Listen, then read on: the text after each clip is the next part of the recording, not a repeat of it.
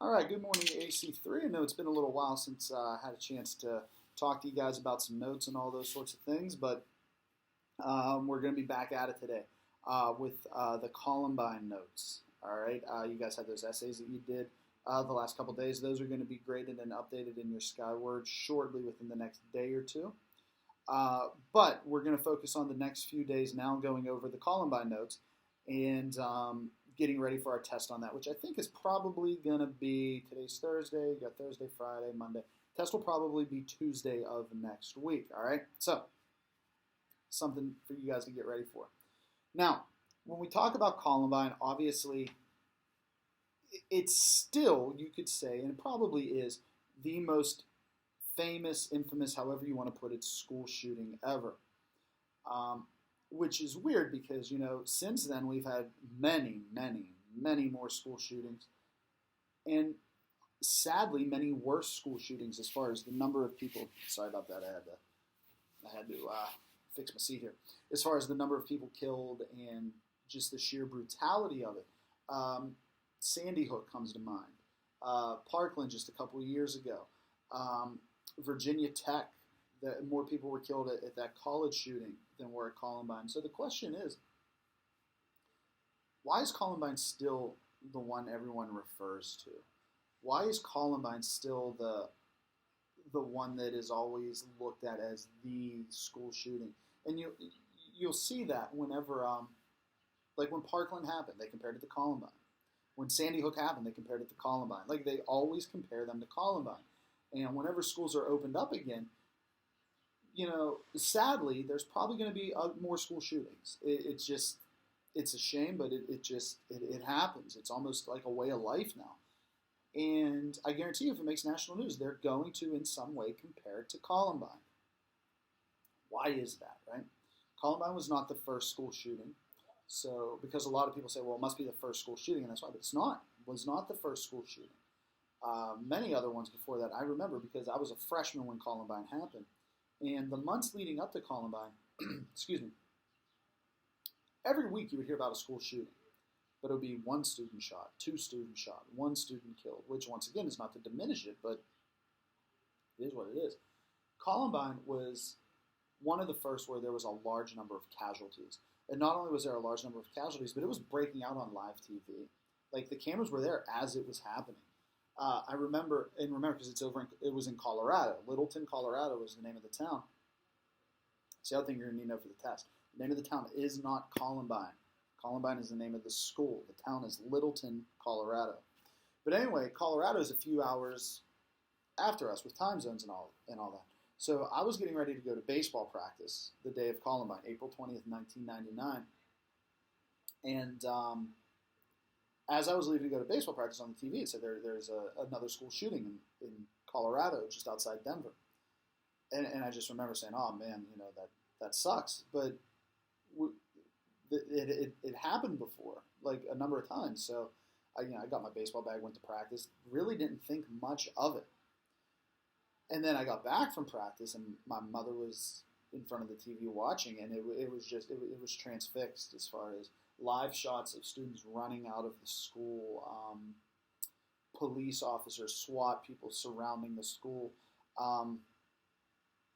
There was another kid, and you can see on the first slide on your bottom right, Patrick Ireland, who was a kid that was severely, severely wounded in the library, climbing out of the library window. And it was on live TV. It wasn't like, hey, let's go to this footage we taped earlier. No, it was live TV. He's crawling out of the window. And these two officers, and once again, if you see the picture on the bottom right, go and help him. And it was just mesmerizing in the sense that you couldn't look away. I compare it in a way to 9/11, to where as awful as 9/11 was, you couldn't take your eyes off the TV. You were transfixed. And that's the way I remember the Columbine massacre happening, is we were just transfixed on that TV watching what was going on. But either way, let's get the slide started now. So you see the first slide there where it just says Massacre Columbine. On the top left, those are the pictures of the two killers, Eric Harris and Dylan Klebold. Next to them, that is an actual security camera picture of them in the cafeteria in the middle of the shootings and the massacre. Bottom left, obviously, is some students. Looks like one appears to be wounded as they're walking away from the school. And the bottom right is Patrick Ireland climbing out of the window. Okay, so next slide, where it says the killers. Let's take a look. First one, Eric Harris, born April 9th, 1981. Family moved often because father was in the military. And one of the things, and I put this on here just because it's interesting. Remember, this is 1999. This is a little more than 2 years before 9/11. In one of his journals, and we're going to get to the journals later, he talked about how he wanted to hijack planes and crash them into buildings. And it's just odd foreshadowing as far as what eventually ends up happening in our country. Next to him, you have Dylan Klebold. He was born September 11th, 1981. Normal childhood. His family was a member of a Lutheran church. And the reason I say normal childhood is I want you guys to understand something. When we look at school shooters, we look at, well, what was their family life like? Did they come from abusive homes? Did they come from neglectful homes? All those sorts of things. Eric and Dylan had a very good childhood, caring parents that were involved in their schooling, or involved in their lives. Upper middle class people. If you see pictures of their homes, especially Eric, he was rich. I mean, they had a lot of money. They did not have necessarily abusive childhoods. They didn't have those sorts of things. So when you look at what you would think a school shooter would be, and once again, it could be anybody. So I don't want to generalize. These wouldn't necessarily be the types of kids you would think would do it. And other things you hear, and I call them the myths of Columbine, is you hear that, well, they were picked on and they were bullied and they were made fun of and all these sorts of things. Not necessarily 100% true. Dylan didn't have a lot of friends, that is true. And, he always wanted a girlfriend and to be accepted. But as far as being bullied and picked on, not really. And Eric, if you look at the picture of Eric, Eric was a good-looking kid.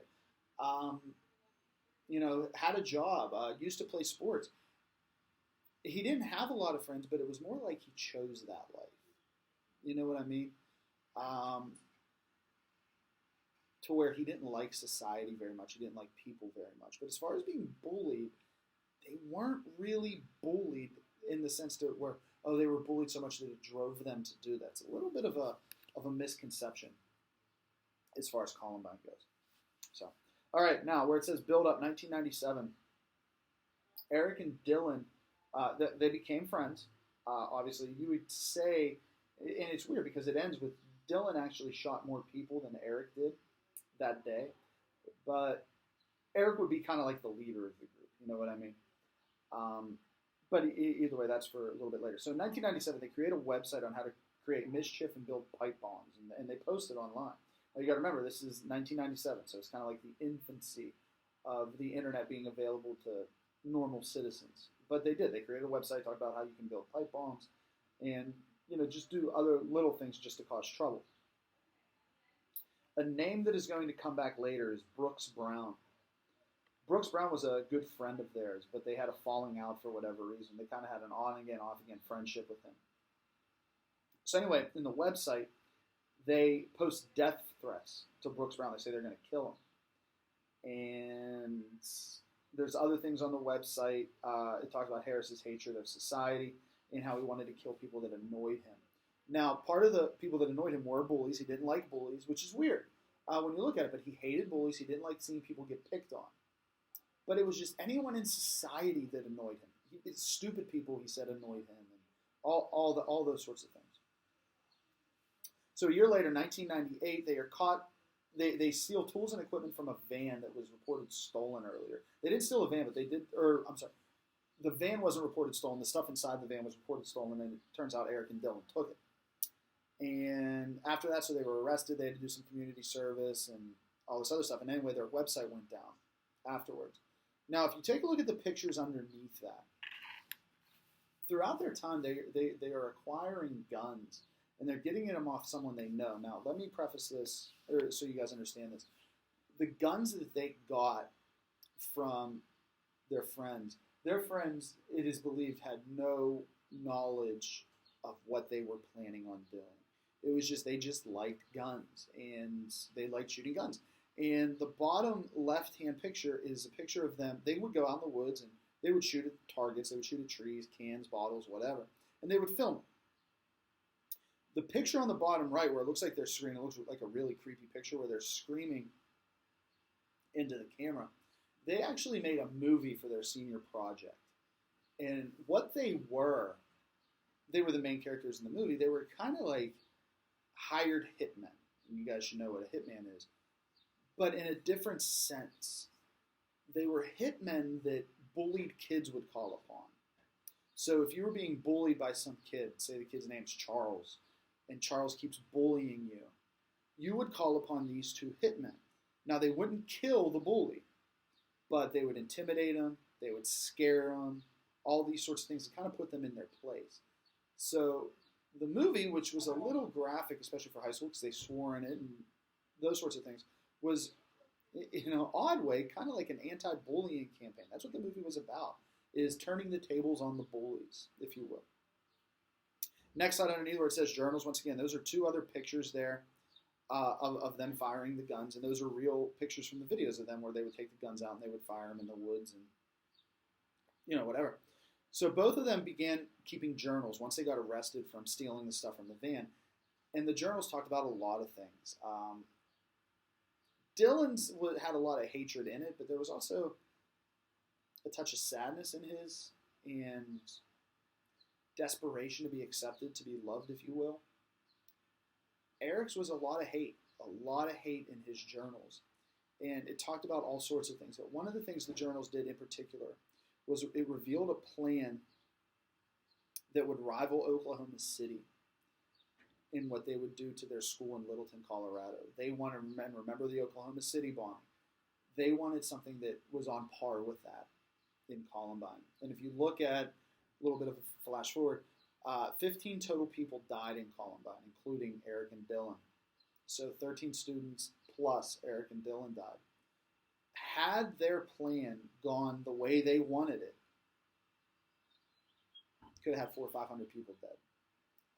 And they tried to do it. It wasn't like they backed off at the last minute. If their plan succeeded, they were going to kill about 500 people in that school. And that's what we're going to get into tomorrow, where it starts where it says planning. We're going to go into the planning of that day and how that day unfolded and went out. Okay. If you guys have any questions on any of this, please shoot me a message. What we are also going to do, and I know I did it with another test already, but before we have this test on Columbine, we are going to do a Zoom on it just to do some discussions about it, because this is something that obviously you guys as high school students kind of touches close to home in a way. So, and this is one of the chapters that I always enjoy discussing with you guys. And unfortunately, with our current situation, it's a little harder to do that.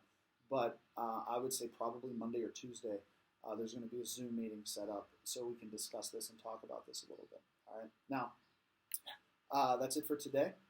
Message me on Teams with any questions. Have a great one, and I'll see you guys tomorrow.